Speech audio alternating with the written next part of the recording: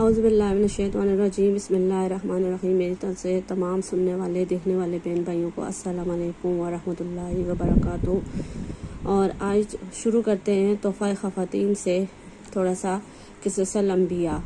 تو اس میں اپنے ایمان کو مضبوط کرنے کے لیے اور اپنی نالج کو زیادہ کرنے کے لیے اور اللہ کے دین کے راستے میں آسانی سے چل سکیں، کیونکہ علم ہوگا تو آسانی ہوگی ایمان میں بھی اور دین میں بھی۔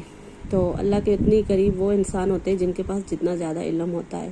تو اس پہ ہمیں دعا بھی کرنی چاہیے کہ اللہ پاک ہمیں جو بھی جتنا بھی علم دے اس میں ہمارے اضافہ فرمائے اور اس میں ہمیں عمل کرنے کی بھی توفیق دے۔ تو اسی کے ساتھ آج شروع کرتے ہیں۔ حضرت زبیر بن العوام، جن کو آپ صلی اللہ علیہ وسلم نے اپنا حواری یعنی بہت خاص آدمی بنایا تھا، ان کی صاحبزادیوں میں عبداللہ بن زبیر اور عروہ بن زبیر زیادہ مشہور ہیں۔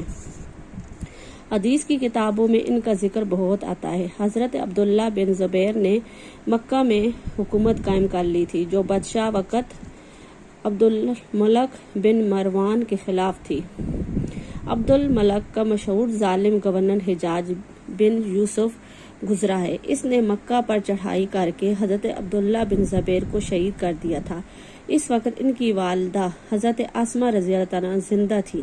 حضرت عبداللہ بن زبیر کو شہید کر کے حجاج اور ان کی والدہ کے پاس آیا اور اس نے کہا کہ تم نے دیکھا تمہارے لڑکے کا کیا حال بنا، یعنی شکست کھا کر قتل ہوا۔ حضرت اسمہ رضی اللہ عنہا نے بغیر کسی خوف و ہراس کے باجستہ جواب دیا خلاصہ یعنی میرے بیٹے کی اور تیری جنگ کا خلاصہ میرے نزدیک یہ ہے کہ تو نے میرے بیٹے کی زندگی خراب کر دی، یعنی اس کی دنیا زندگی ختم ہو گئی، اور اس نے تیری آخرت خراب کر دی، کیونکہ ایک بادشاہ کی حمایت میں بڑھ کر تو نے ایک صحابی کو شہید کر دیا جو صحیح خلافت قائم کیے ہوئے تھا۔ اس زمانے کے مسلمان عورتیں بڑی بہادر اور دلاور ہوتی تھی۔ بات یہ ہے کہ ایمان مضبوط ہو تو دل بھی مضبوط ہوتا ہے اور زبان بھی حق کہتے ہوئے لڑکھڑاتی نہیں ہے۔ آپ نے دیکھا ایک بوڑھی عورت نے حجاز اور عراق کے گورنر کو کیسا منہ توڑ جواب دیا۔ تو یہ تھی اسمہ رضی اللہ تعالی عنہ کی اس کے جواب کا کہ کیسے انہوں نے جواب دیا۔ تو یہ تھوڑا سا ہمیں علم ہوتا ہے کہ دین پر رہنے والے لوگ کتنے مضبوط ہوتے ہیں اور کس طرح ان کے جواب دیتے ہیں اور ان کا نظریہ کیسے اچھا اور کتنا خوبصورت اور کرسٹل کی طرح ہوتا ہے۔ تو آج پڑھتے ہیں احد پہاڑ سے ثواب۔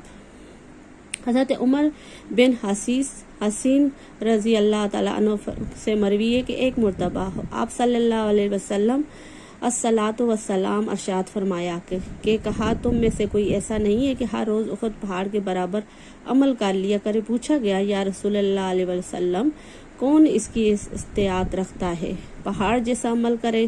ارشاد فرمایا ہر کوئی طاقت رکھتا ہے۔ پوچھا گیا یا رسول اللہ علیہ وسلم کیسے؟ ارشاد فرمایا سبحان اللہ احد پہاڑ سے زیادہ ہے، لا الہ احد سے بھی زیادہ ہے، الحمدللہ احد سے زیادہ ہے، اللہ اکبر کا ثواب احد سے زیادہ ہے۔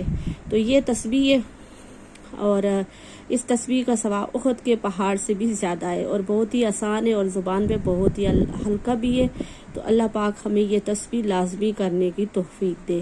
تو اگر آپ کو یہ میری چھوٹی سی ویڈیو پسند آئی ہے تو اس کو لازمی لائک کیجئے، شیئر کیجئے اور سبسکرائب کیجئے، اور تاکہ آپ کو میری اور بھی اس طرح سے تسبیحات، دعائیں اور قصص الانبیاء کے بارے میں آپ کو بتا سکوں اور اس کو ہم شیئر کر سکیں۔ تو اس کے لیے بہت بہت شکریہ۔ اللہ حافظ، اللہ نگہبان۔